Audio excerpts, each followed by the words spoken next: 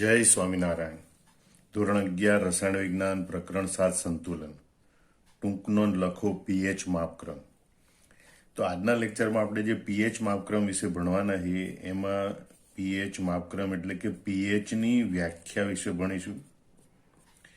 ત્યાર પછી કેટલાક ઉદાહરણ ભણીશું કે ભાઈ પીએચ કેટલી કહેવાય અથવા તો પીએચ કેવી રીતે શોધાય દ્રાવણની. પછી આપણે કેડબલ્યુ અને પાવર ઓફ કેડબલ્યુ સાથેનો સંબંધ જોઈશું. એસિડિકતા કે બેઝિકતા કેવી રીતે નક્કી કરી શકાય પીએચની મદદથી, બરોબર, એના વિશે જોઈશું. ત્યાર પછી ઘાતાંકીય રીતે કેવી રીતે ફેરફાર થાય પીએચના એના વિશે ભણીશું. અને છેલ્લે આપણે પીએચના માપન વિશે ભણીશું. ટૂંકમાં આટલા મુદ્દાનો આજના લેક્ચરમાં આપણે અભ્યાસ કરવાનો છે. તો સૌથી પહેલા આપણે પીએચ માપક્રમનું મહત્વ સમજીએ તો હાઇડ્રોનિયમ આયન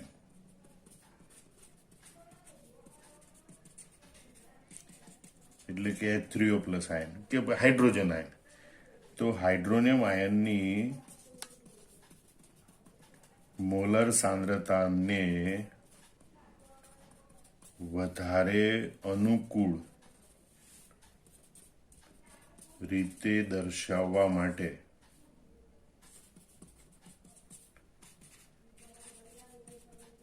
લઘુગણકીય માપક્રમનો ઉપયોગ કરવામાં આવે છે. એટલે હાઇડ્રોનિયમ આયન અથવા તો હાઇડ્રોજન આયન H+, બરોબર, એની મોલર સાંદ્રતા છે એને ટૂંકમાં દર્શાવવા માટે, વધારે અનુકૂળ રીતે દર્શાવવા માટે લઘુગણકીય માપક્રમનો ઉપયોગ કરવામાં આવે અને તેને પીએચ માપક્રમ કહે છે. હવે આપણે જે પીએચ માપક્રમ માટે આપણે જોઈએ પીએચની વ્યાખ્યા, બરોબર. તો કે ભાઈ હાઇડ્રોજન આયનની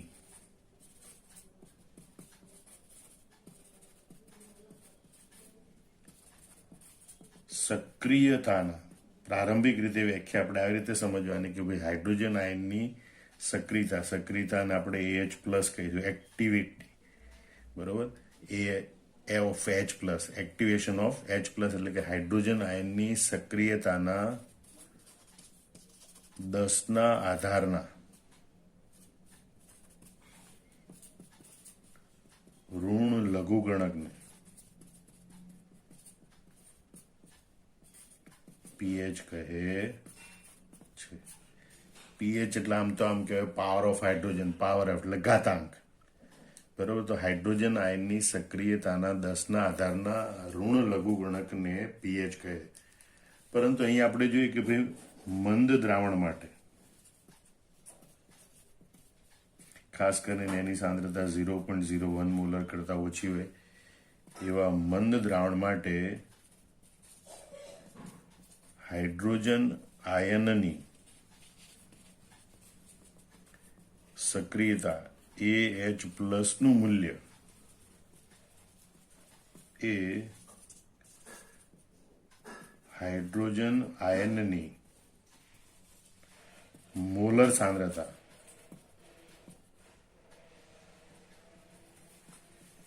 H+ ના મૂલ્ય જેટલું હોય છે.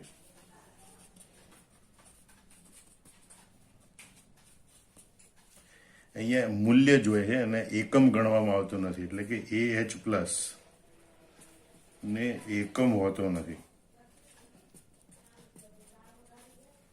બરોબર. અને તેથી AH+ ને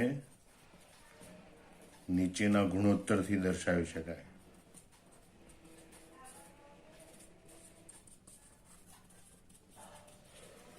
કે આપણે આ રીતે લખી શકીએ કે ભાઈ AH+ હાઇડ્રોજન આયનની સક્રિયતા બરાબર હાઇડ્રોજન આયનની મોલર સાંદ્રતા ભાગ્યા એકમ મોલ પ્રતિ લિટર. એનો મતલબ કે આનો જે એકમ બંને ઉડી જાય એટલે અહીંયા માત્ર સંખ્યાકીય મૂલ્ય રહે, એકમ વગરનું એકમ રહિત સંખ્યાકીય મૂલ્ય વધે. તો હવે એના આધારે આપણે જો પીએચની વ્યાખ્યા આપવી હોય તો આપણે આવી રીતે આપી શકીએ કે ભાઈ જલીય દ્રાવણમાં રહેલા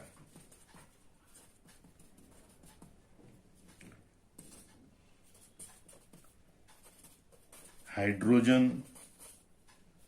के हाइड्रोनियम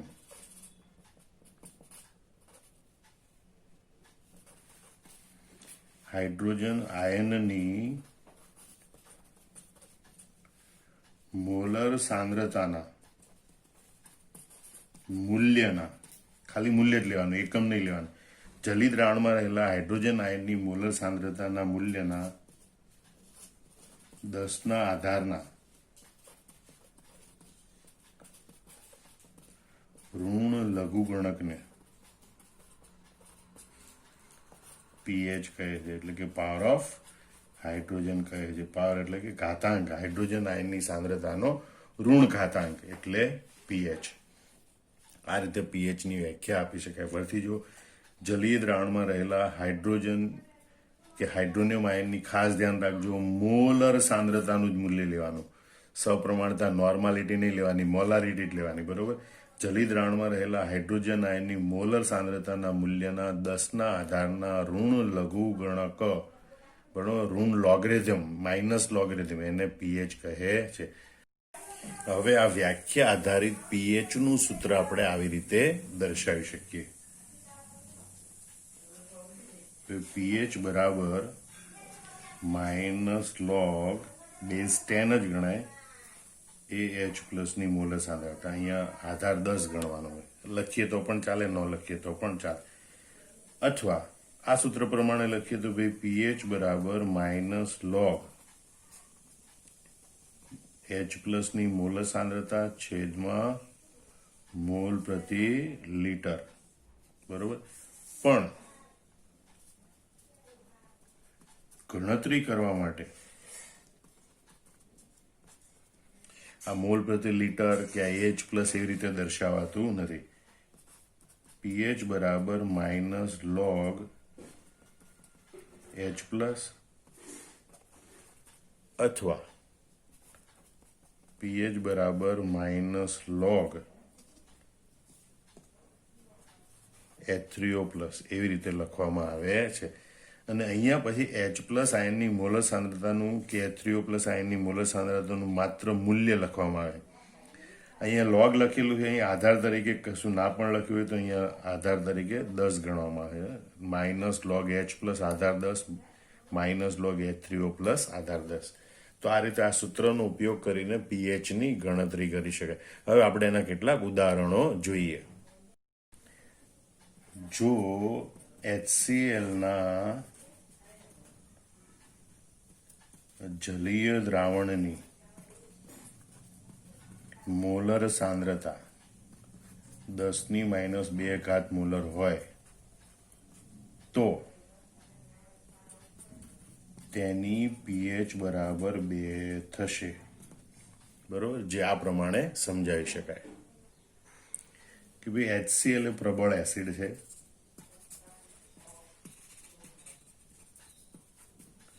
માટે એનું સંપૂર્ણ વિયોજન થાય. વિયોજન એટલે કે આયનીકરણ થાય. માટે આપણે આમ લખીએ છીએ કે ભાઈ HCl it gives H plus plus Cl minus. તો HCl ની સાંદ્રતા 10⁻² મોલર છે, તો H પ્લસની સાંદ્રતા પણ 10⁻² મોલર જ થશે, કારણ કે જેટલો HCl હતો એ સંપૂર્ણ વિયોજન પામેલો, માટે H પ્લસની સાંદ્રતા. Cl માઇનસની સાંદ્રતા પણ 10⁻² મોલર, પણ એની અહીંયા આપણે જરૂર નથી. હવે પીએચની વ્યાખ્યા પર આધારિત જે આપણે સૂત્ર લખ્યું હતું, તો ગણતરી માટેનું સૂત્ર આપણે આ રીતે ઉપયોગ કરીશું. પીએચ બરાબર માઇનસ લોગ બેઝ 10 અને H પ્લસની મોલર સાંદ્રતાનું મૂલ્ય, બરોબર. તો ઇઝ ઇક્વલ ટુ આપણે લખીએ માઇનસ લોગ બેઝ 10, H પ્લસની મોલર સાંદ્રતાનું મૂલ્ય છે 10⁻², બરોબર. હવે ઘાતાંકના નિયમ પ્રમાણે ઘાતનો ઘાત છે આગળ આવી જાય, એટલે -(-2) log 10 આધાર 10. log 10 અને આધાર 10 ની કિંમત કેટલી થઈ જાય? 1. અને માઇનસ માઇનસ પ્લસ, એટલે +2 ગુણ્યા આની કિંમત 1 બરાબર 2. આમ પીએચ નું મૂલ્ય 2 થશે, બરોબર. હવે જો ખાલી 10 ની ઘાતાંક જ આપેલી હોય કે ભાઈ H પ્લસ બરાબર 10⁻² ઘાતાંક છે, એને ઇંગ્લિશમાં પાવર કહેવાય. બરોબર, અહીંયા નેગેટિવ પાવર એટલે કે ઋણ ઘાતાંક લેવાનો. તો આના આધારે આપણે ડાયરેક્ટ શોધવું હોય તો આપણે આવી રીતે લખી શકીએ કે ભાઈ પીએચ બરાબર 10નો ઋણ ઘાતાંક, સીધું જ 10નો જે ઘાતાંક હોય એ ઋણ ઘાતાંક લેવાનો. તો અહીંયા ઘાતાંક તરીકે કોણ છે? -2, અને એને ઋણ લેવાનો એટલે ઋણ -2 એટલે +2. એટલે પીએચ એટલે હાઇડ્રોજન આયનની જે સાંદ્રતા હોય એનો 10નો ઘાતાંક, એટલે જ ઘાતાંકને ઇંગ્લિશમાં પાવર કહેવાય. એટલે ઘણી બધા પીએચને એમ પણ વચાય power of hydrogen. Power of hydrogen is equal to 2. બરોબર. હવે માનો કે કોઈ બીજા માટે આપણે ઉદાહરણ લઈએ કે ભાઈ H+ની સાંદ્રતા 10⁻³ મોલર. જો ખાલી 10ની ઘાત આપી તો ડાયરેક્ટ આપણે પીએચ લખીએ તો કોઈ પીએચ બરાબર કેટલા? તો આ ઘાતાંક ઋણ ઘાતાંક તો -3 એટલે +3. બરાબર. તો પીએચ બરાબર +3 થાય. પણ માનો કે એમ કીધું કે ભાઈ H+ની સાંદ્રતા બરાબર 10⁻². બરાબર. તો પીએચ બરાબર થાય -2. ઋણ ઘાતાંક લેવાનો. આ ઘાતાંક 2 છે એનો ઋણ ઘાતાંક. જોકે આવા દ્રાવણો માટે આવી પીએચ ગણવી યોગ્ય નથી, કારણ કે સામાન્ય રીતે મંદ દ્રાવણ હોય કે જેની સાંદ્રતા 10⁻1 10⁻2 પ્રકારની હોય એના માટે પીએચ આ રીતે ગણવી શક્ય બને છે. પણ છતાંય ક્યારેક દર્શાવવું પડે તો આવી રીતે જો H+ની સાંદ્રતા 10⁻2 હોય તો પીએચ બરાબર -2 ગણી શકાય. હવે માનો કે H+ની સાંદ્રતા બરાબર 10⁻10 છે તો પીએચ બરાબર કેટલા? 10. ઊંધી ગણતરી કરીએ ચલો ભાઈ આપણે કે ભાઈ પીએચ બરાબર 1 છે તો એનો મતલબ કે H+ની સાંદ્રતા કેટલી? તો આ છે એની ઋણ સંખ્યા ઘાતાંક તરીકે લઈ જવાની, 10ની ઘાતાંક તરીકે. 10ની ઋણ પીએચ, 10⁻1. એનો મતલબ કે જે પીએચ મૂલ્ય આપેલું હોય, પીએચ મૂલ્ય આપેલું હોય માનો કે એક્સમાં, તો H+ની સાંદ્રતા બરાબર 10⁻- પીએચ મૂલ્ય. બરોબર. માનો કે પીએચ બરાબર 3 છે તો એનો મતલબ શું થાય કે ભાઈ H+ની સાંદ્રતા કેટલી? અથવા તો H3O+. જો અહીં H+ લખેલું છે એ બધી જગ્યાએ તમે H3O+ લખી શકો. તો 10⁻- પીએચના મૂલ્ય જેટલી ઘાતાંક, પીએચનું મૂલ્ય કેટલું? 3, એટલે 10⁻³ બરાબર 0.001 મોલર. પછી H+ની સાંદ્રતા લખો ત્યારે તમે મોલર એમ દર્શાવી શકો, કારણ કે આ મોલર સાંદ્રતા, એનું પીએચનું મૂલ્ય એ આ H+ની સાંદ્રતાનું મૂલ્ય દર્શાવવા માટે ઉપયોગમાં લેવાનું, પણ પછી તેને એકમ મોલારિટી દર્શાવી દેવાનું.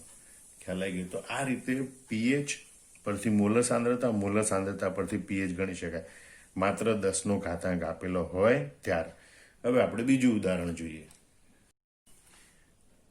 જો NaOHના જલીય દ્રાવણની સાંદ્રતા 10⁻⁴ મોલર હોય તો OH- ની સાંદ્રતા 10⁻⁴ મોલર થાય. તેથી H+ કે H3O+ ની સાંદ્રતા 10⁻10 મોલર થાય.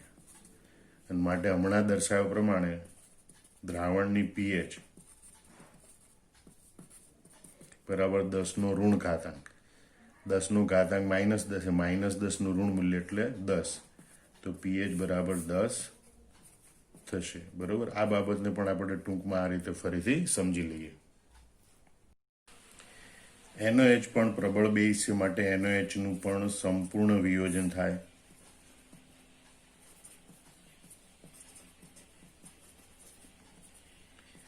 એટલે Na+ + OH- બને. આ બધા જલીય દ્રાવણ છે એટલે અહીંયા એક્વિયસ લખવાનું. બરોબર. હવે NaOHની સાંદ્રતા 10⁻⁴ મોલર છે, એટલે જેટલો NaOH સંપૂર્ણ વિયોજન પામે એટલે એટલા જ આયનો ઉત્પન્ન થાય. 10⁻⁴ મોલર Na+ આયન ઉત્પન્ન થાય, 10⁻⁴ મોલર OH- આયન ઉત્પન્ન થાય.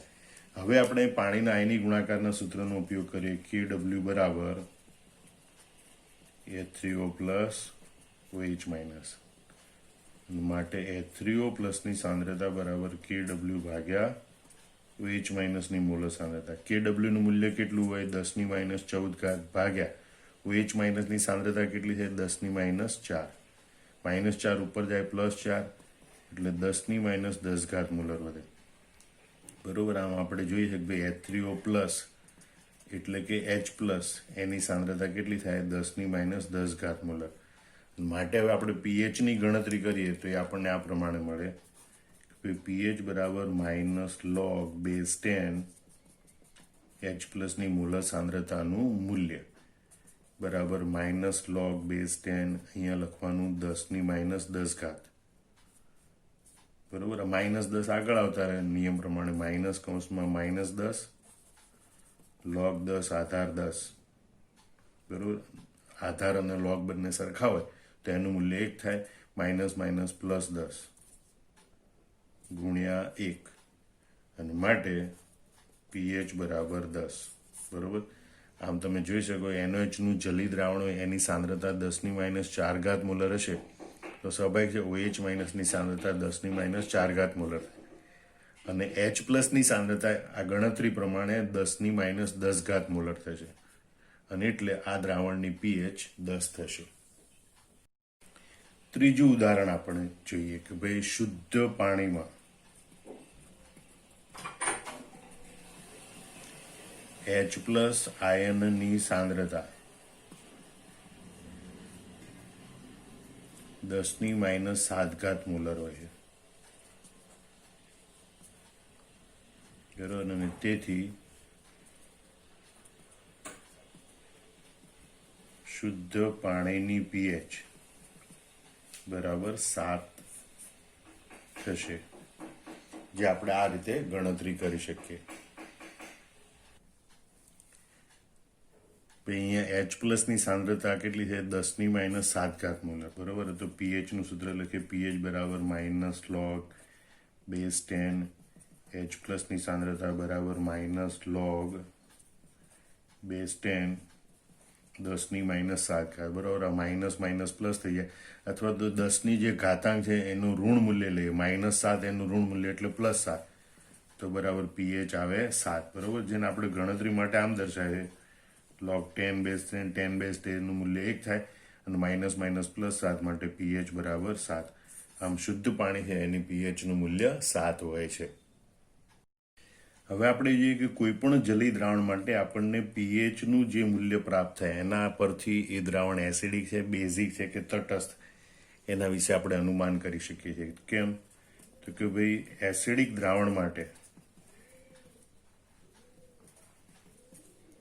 H+ એટલે કે H3O+ ની સાંદ્રતા એ 10⁻7 મોલર કરતા વધારે હોય.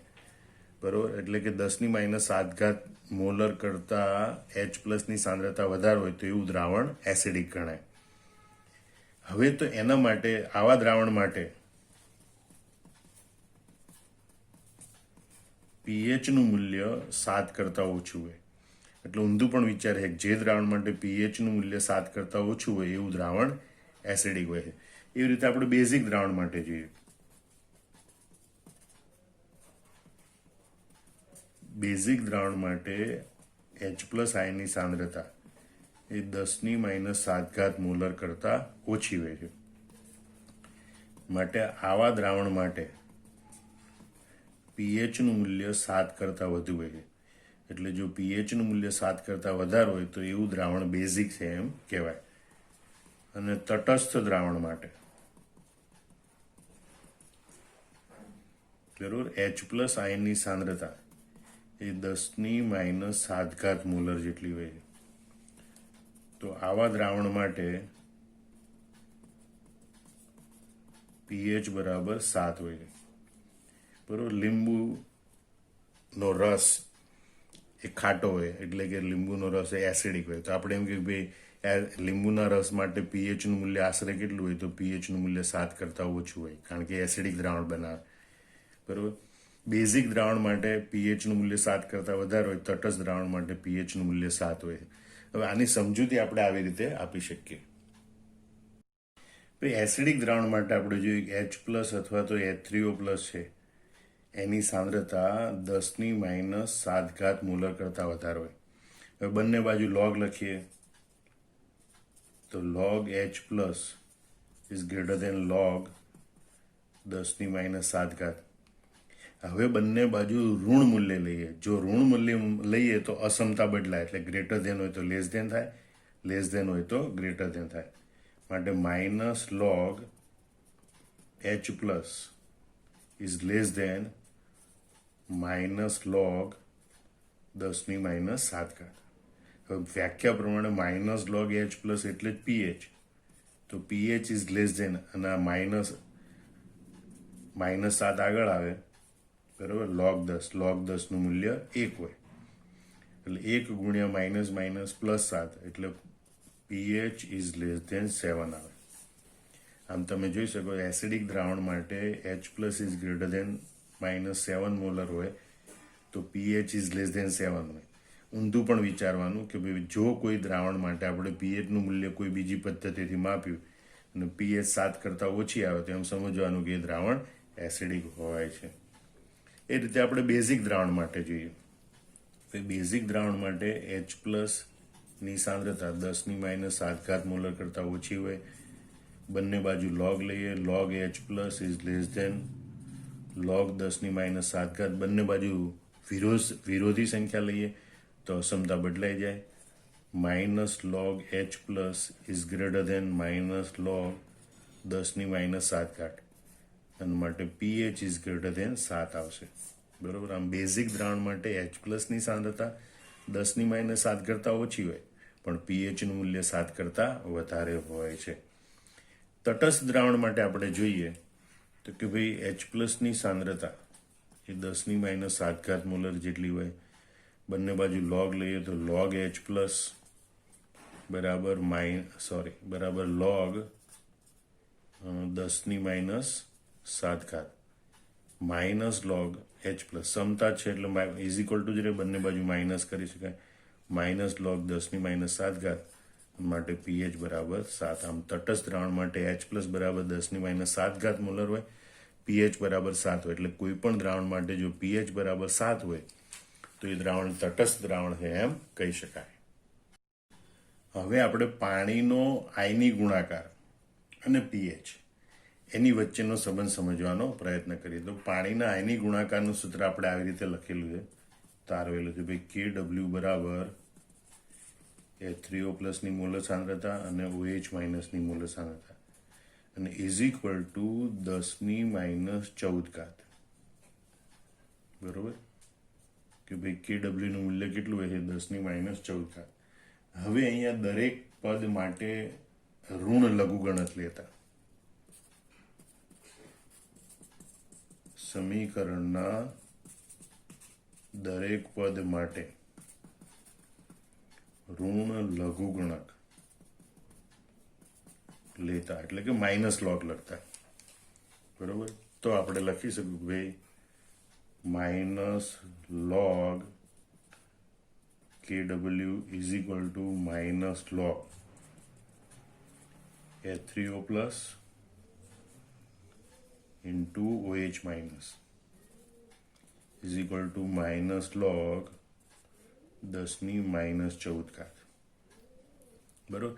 હવે ઋણ લઘુગણક એ પાવર કહેવાય. ઋણ લઘુગણક ઋણ ઘાતાંક એટલે પાવર.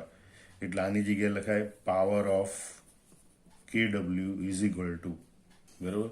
હવે જો ગુણાકાર હોય તો ઘાતાંકના નિયમ પ્રમાણે log A ગુણ્યા B હોય તો બંને log છૂટા પડવા હોય તો log A plus log B લખાય. એટલે અહીં આપણે લખીશું -log H3O પ્લસ, બરોબર, -log OH માઇનસ, બરાબર. હવે અહીંયા પણ તમે જુઓ કે માઇનસ આગળ હતા તો -14 log 10. log 10 ની કિંમત કેટલી હોય 1, બરોબર. એટલે હવે આપણે લખીએ power of KW is equal two -log ઋણ ઘાતાંક, બરોબર, એટલે પાવર, એટલે કે પાવર ઓફ H3O પ્લસ એટલે કે પાવર ઓફ H3O પ્લસની સાંદ્રતા એટલે power of H plus minus ઋણ લઘુગુણક એટલે OH માઇનસની સાંદ્રતાનો ઋણ ઘાતાંક, એને કહેવાય power of OH is equal two અહીંયા -+ +14 અને 14 ગુણ્યા 1 એટલે 14, એટલે આપણે અહીંયા લખી શકાય કે ભાઈ power of KW is equal two PH plus POH is equal two 14. બરોબર. તો આ એક અગત્યનો સંબંધ પ્રાપ્ત થાય જેની મદદથી આપણે દાખલા ગણી શકીએ. અહીંયા આપણે જોઈએ કે હવે KW ની વાત કરીએ તો KW એ તાપમાનના ફેરફાર સાથે બદલાશે.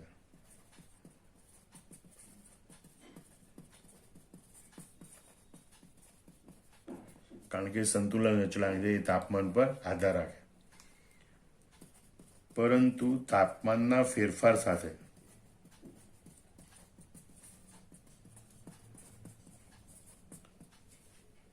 pH ના મૂલ્યમાં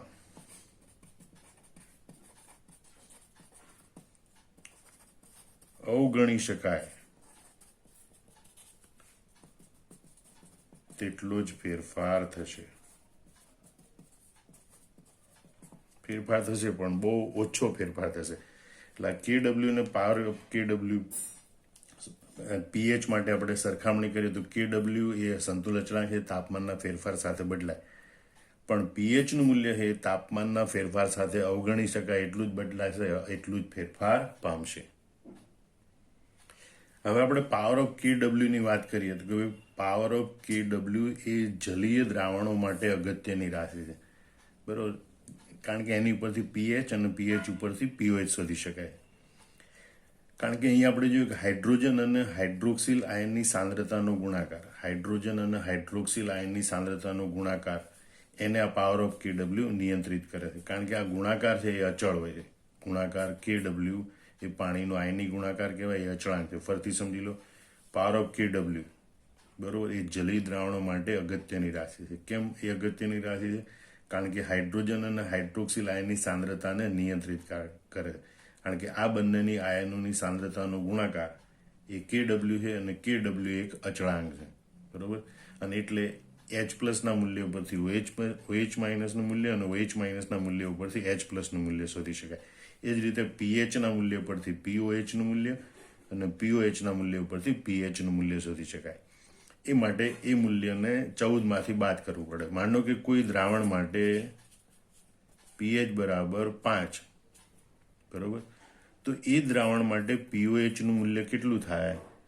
બરોબર. તો 14 - 5 બરાબર 9. તો POH નું મૂલ્ય કેટલું થાય? 9. બરોબર. અને એ ઉપરથી H+ ની અને OH- ની સાંદ્રતા પણ ગણી શકાય છે.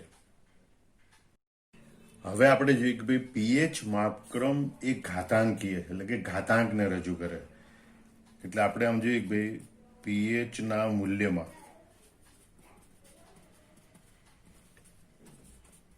એક એકમનો ફેરફાર કરવામાં આવે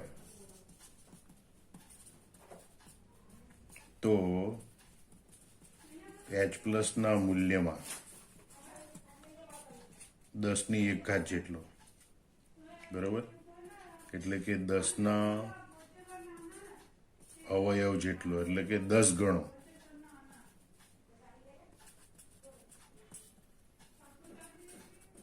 ફેરફાર થાય છે. pH ના મૂલ્યમાં એક એકમનો ફેરફાર કરીએ તો H+ ના મૂલ્યમાં 10 ના અવયવનો ફેરફાર થાય. ટૂંકમાં pH નું મૂલ્ય વધે તો H+ ની સાંદ્રતા તેટલા ગણી ઘટે, અથવા તો એટલામાં ભાગની થાય એમ કહેવાય. દાખલા તરીકે આપણે pH નું મૂલ્ય 2 થી વધીને 3 થાય છે, બરોબર. તો એના ઉપરથી એમ થાય કે ભાઈ H+ ની સાંદ્રતા 10⁻2 થી ઘટીને 10⁻3 થાય છે. કારણ કે ઘાતાંક, ઋણ ઘાતાંક એ 10 નો ઘાતાંક છે. pH ના મૂલ્ય ઉપરથી H+ ની સાંદ્રતા કેવી રીતે મળે? તો આપણે કીધું હતું એ પ્રમાણે H+ એટલે 10 - pH મૂલ્ય. pH નું મૂલ્ય ઋણ તરીકે 10 ની ઘાતાંક તરીકે લઈએ તો H+ ની સાંદ્રતા મળે. તો એનો મતલબ 10⁻2 થી ઘટીને 10⁻3 થાય. એનો ગુણોત્તર લઈએ તો 10⁻3/10⁻2 બરાબર 10⁻1, એટલે કે સાંદ્રતા 10માં ભાગની થાય છે, બરોબર. અથવા તો એમ કહેવાય કે 1 દશાંશ ગણી વધે. જો પીએચ 2 થી વધીને 3 થાય તો સાંદ્રતા 10માં ભાગની, 10⁻2 થી ઘટીને 10⁻3 થાય, એટલે આને 10 વડે ભાગીએ તો આ મળે, બરોબર. એટલે એનો મતલબ કે 10માં ભાગની થાય. એનાથી ઊંધું આપણે વિચારીએ, બરોબર, કે જો H+ ની સાંદ્રતા 100ના અવયવોમાં ફેરફાર કરીએ તો પીએચનું મૂલ્ય 100 એટલે કેટલું? 10⁻2, એની ઘાતાંક કેટલી? 2, બરોબર. એટલે પીએચનું મૂલ્ય 2 જેટલું ફેરફાર પામે છે. એટલે અહીંયા પીએચ માપક્રમ એ ઘાતાંકીય છે, એટલે કે પીએચ એ ઘાતાંક દર્શાવે, બરોબર. કે ભાઈ H+ ની સાંદ્રતા 100 જેટલી ફેરફાર કરીએ તો 100 એટલે 10નો ઘાતાંક 2 થાય, તો પીએચનું મૂલ્ય 2 એકમ જેટલું ફેરફાર પામે. હવે આપણે એને ઉદાહરણની મદદથી સમજીએ કે ભાઈ H+ ની સાંદ્રતા 10⁻4 થી વધારી 100 ગણી કરી, એટલે કે 100 વડે ગુણીએ તો 10⁻2 કરવામાં આવે, બરોબર. એટલે જો સાંદ્રતા આપણે 100 ગણી વધારી, 10⁻4 થી 10⁻2 કરી, એટલે તો પીએચનું મૂલ્ય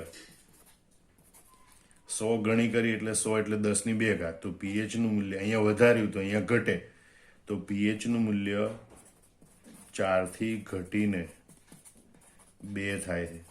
એટલે કે પીએચના મૂલ્યમાં 2નો ઘટાડો થાય. 4 - 2 એટલે 2, બરોબર. એટલે જો સાંદ્રતા આપણે 100 ગણી કરીએ તો પીએચના મૂલ્યમાં 2નો ઘટાડો થાય છે. એટલે આમ પીએચ માપક્રમ એ ઘાતાંકીય છે, એ આ ઉદાહરણની મદદથી સમજાઈ શકાય. હવે આપણે પીએચના માપનની વાત કરીએ. તો પીએચનું માપન ક્યારે કરવું પડે? તો ખાસ કરીને કેટલીક પ્રક્રિયાઓ અમુક ચોક્કસ પીએચ જ થતી હોય. જૈવ રાસાયણિક પ્રક્રિયાઓ,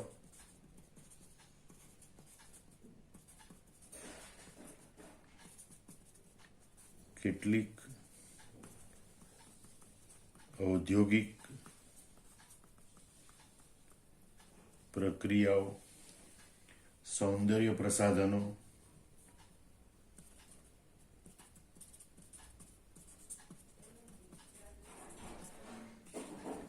વગેરે સાથે કાર્ય કરીએ ત્યારે પીએચનું માપન કરવું જરૂરી બને છે. તો આ પીએચ માપી કેવી રીતે શકાય? તો જૈવ રાસાયણિક પ્રક્રિયાઓ, ઔદ્યોગિક પ્રક્રિયાઓ, સૌંદર્ય પ્રસાધનો, એની સાથે સંકળાયેલી ઘટનાઓ સાથે આપણે કામ કરવાનું હોય ત્યારે એ પ્રક્રિયાઓ દરમિયાન દ્રાવણની પીએચ કેટલી હોય, સૌંદર્ય પ્રસાધનો એની પીએચ કેટલી હોય, એનું માપન કરવું જરૂરી બને. તો પીએચનું માપન કેવી રીતે કરી શકાય? તો એક આશરે માપન કરી શકાય, એક ચોક્કસ માપન કરી શકાય. તો પીએચનું આશરે માપન કરવા માટે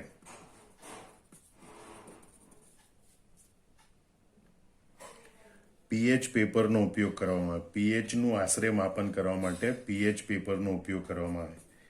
તે જુદી જુદી પીએચના મૂલ્યએ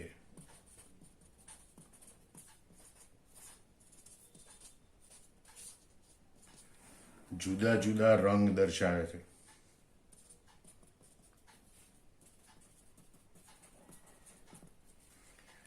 હાલમાં 4 પટ્ટીઓવાળા પીએચ પેપર પણ મળે છે.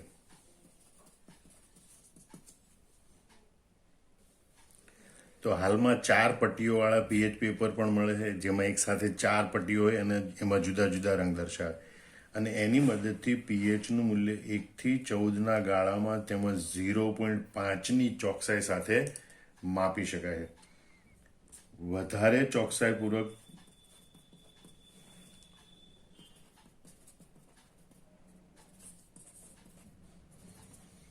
પીએચનું માપન કરવા માટે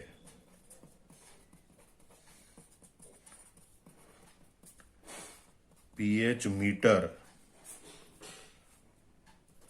નામના સાધનનો ઉપયોગ થાય છે. તેની મદદથી 0.001 ની ચોકસાઈથી અથવા તો પરિશુદ્ધતાથી પીએચનું માપન કરી શકાય છે.